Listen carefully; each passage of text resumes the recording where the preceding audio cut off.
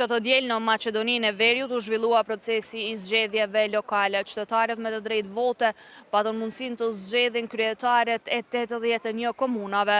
Sipas Komisionit Shtetëror të Zgjedhjeve, pjesëmarrja e qytetarëve në zgjedhjet lokale të këtij viti ishte mbi 46%.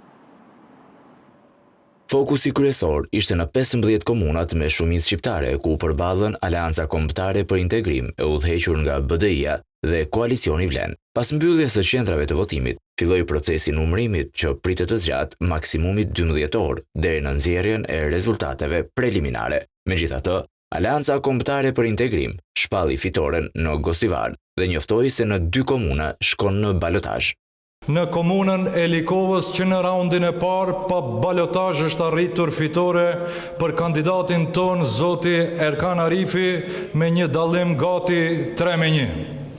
Po ashtu fitore për kandidatin ton në komunën e Pllastnicës. Ndërkohë festa filloi në sheshin Skënderbeu në Shkup nga Koalicioni Vlen, që e shpalli fitoren në Çajir. Kjo është fitore jo e imja, jo vetëm e Vlenit, por është fitore e shqiptarëve.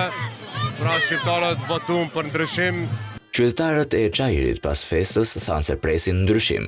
Besojna që kemë pas një ndryshim drastik të në Çajir dhe prej këtyre zgjedhjeve lokale presim gjëra më të mira për ne dhe për gjithë qytetarët e Çajirit, po besoj që edhe për punën tonë si aktor që jemi.